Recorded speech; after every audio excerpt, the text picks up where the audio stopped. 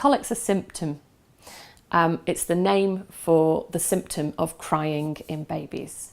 And what we know about colic is based around what we think the symptom is caused by. So actually, colic is used to describe a baby that cries.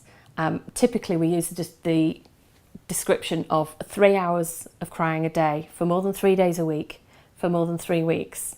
And it typically starts after the 3rd week and it ends before about the 3rd month.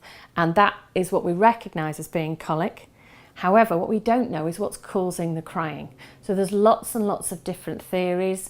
Many people associate the colicky crying that babies have in the evening actually with a tummy pain, and that's what we most commonly recognise. We can see that the baby is distressed. It'll be drawing up its knees and making fists, and it'll have a red face often, and it'll be screaming and throwing its head back and arching its back. And we can clearly see, as one human to another, that that's a pain in the stomach, because that's just how we would react to that pain in the stomach.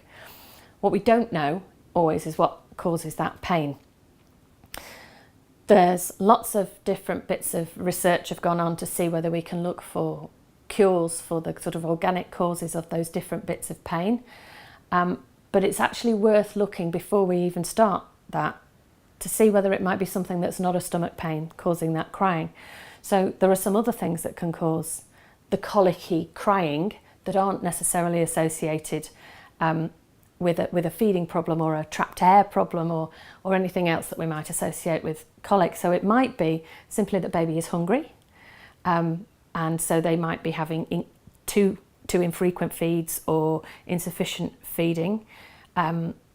They might be slightly dehydrated, and both of those things actually they would exhibit feeding cues as well as the crying. So it's just to keep that in mind, to be watching out for that. Conversely, it might actually be overfeeding. So if that baby is doing this colicky crying at the same time, maybe every evening, it may just be that they have had a big feed before that and they're feeling uncomfortable in the same way as you would when you'd have a big meal as an adult.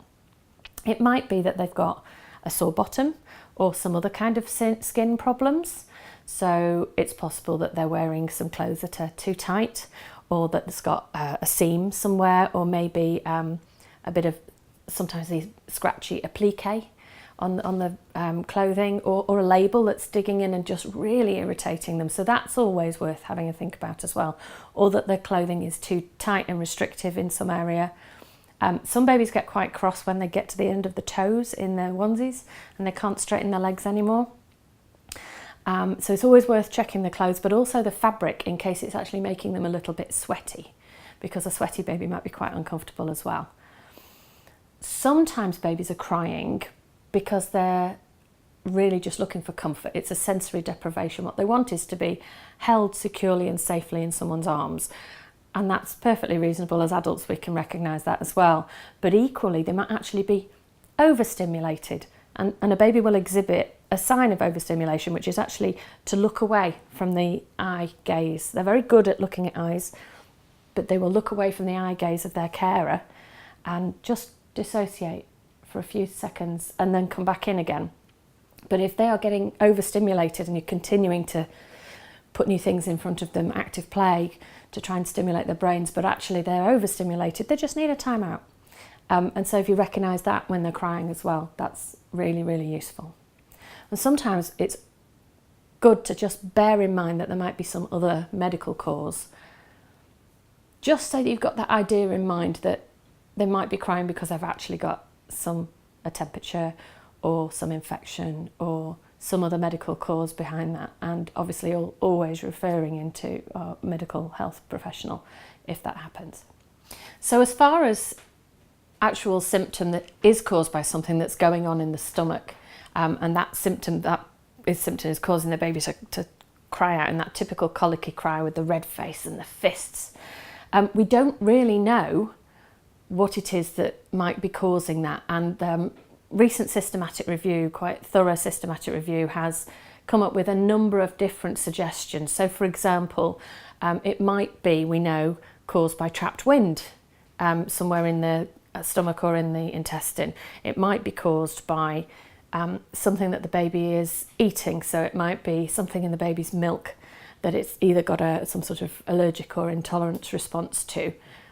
Sometimes that can cause fermentation in the gut, so that would still be trapped wind, but it wouldn't necessarily be air that they'd taken in. Or it might be some imbalance in the microbiome, the bacterial flora and fauna in the gut and in an intestine, which we all have. And sometimes it's caused by something else that we might not yet know about. We do know that the babies of families of smokers are far more likely to have colicky symptoms, and we also know that babies who are colicky symptoms as infants go on to be adults who have migraines to a much greater proportion. So there's clearly some link to do with the gut and to do with pain that carries on throughout the life.